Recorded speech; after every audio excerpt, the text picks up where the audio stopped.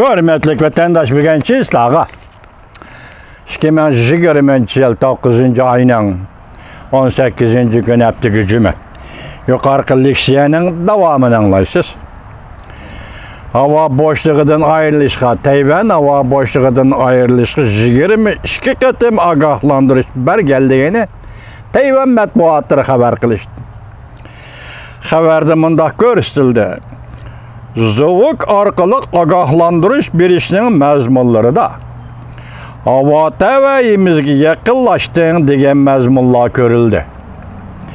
Ve odatdagi havo tavaligi havo mudofaasida farqlantirish rayini degandek iboralar emas. Yaqinlashdi deganlik bu iboraning ishlatilishi bu ishlarda odatda az ko'riladigan ish edi deb ko'rsatdi. Tayvan erkinlik vaqt gazeti 9. ayning 18. kuni.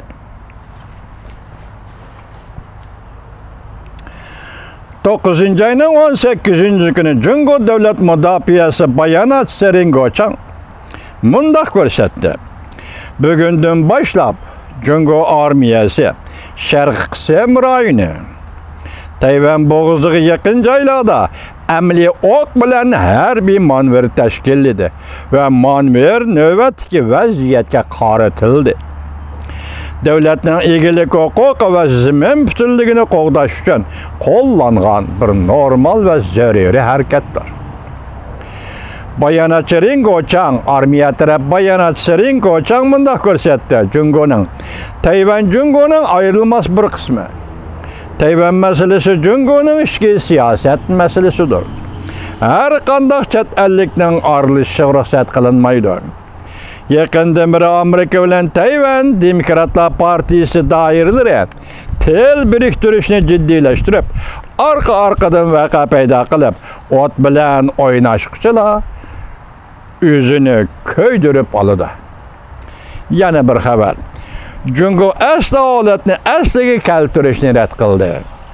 Hindiston Davlat Mudofaa Ministri tafsilotlar ustida to'xtaldi. Bu qatim Ozodlik armiya 3 jihatda o'xshamay qoldi. Mavzuli xabar 9. ayning 17. kuni Dovitor betida e'lon qilindi. Xabar mundaq boshlandi. Ikki davlatning tashqi ishlar ministrlari Moskvada uchrashgandan keyin 5 nuqta bo'yicha chegara vaziyatini pasaytirish qo'shilgan edi. G'arb matbuoti 9. ayning 17. kuni diqqat qildiki, Jungo Hindiston ikki davlat yuzaki holda vaziyatni pasaytmoqchi bo'ldi. Amaliyotda chegarada harbiy kuchni texnik ko'paytirib, moddiy mulozimatlar tayyorligini qildi. Urush qilish oldi turamdi. Hindiston Jungo yaqinqi vaziyat nima? 9. ayının 17. günü Germaniya ovozi mundaq ko'rsatdi. Hindiston Davlat Mudofaa Ministri Rajnath Singh 9. ayının 15. günü Hindiston parlamenti Xalq palatasining nutq so'zlab Jungo Hindiston chegara masalasida to'xtaldi. Ikki davlat armiyasining chegara rayonidagi ahvolini so'zlab o'tdi. O so'zida mundaq dedi. Hindiston bilan Jungoning bu qatimqi so'zlashish o'tganki qatimlarga o'xshashmaydi. Birinchi, Jungo armiyasining zo'ravonlik darajasi yuqori ko'tarildi. Ikkinchi, o'tganda ko'plagan chegara nuqtalari to'qinish yuz beradigan ahvol ko'rilmagan edi. Üçüncü, ikki davlat armiyalarini chegaraga o'rinlashtirishning ko'lami o'tgan chog'dagi o'rinlashtirish ko'lamiga o'xshamaydi. Bu qatimqi o'rinlashtirish zo'r ko'lamli o'rinlashtirishdir. Urush darhol portlandi.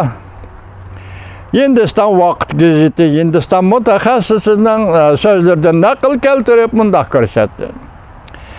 Jungo Hindistonning talablariga davomli sal qaraydigan bo'lsa, Hindiston hukumati balki amaliy harakat bilan javob qaytardi. Hatta qisman urush qo'zg'ash bilan asli holatni asli keltirdi. Va bu orqali Jungoni suhbat ustaliga qistaydi. Qisman urush umumyuzlik urushdan farqlanadi. Qisman rayonlarda qurol ishlatib taktikali qarshi qisman urush bo'lib hisoblanadi. Bu balki hozir qilinayotgan ishdir. Jungo olimlari mundaq hisobladi. Hindiston tashqi ishlar ministrligi yaxshi saqchilik rolini o'ynadi. Hindiston davlat mudofaa ministrligi yomon saqchilik rolini o'ynadi. Lekin her ikisi Jungoga mundaq uchar yetkizdi. Hindiston to'qinishini qurolliq hal qilishga tayyorlik qildi. Hindiston to'qinishni qurolliq hal qilishga tayyorlik qildi. Tinch yo'l bilan hal qilish umidimi yo'q emas. 3 parchalik vatandoshlar. Tahlil, analiz, tasavvurlar qoldi.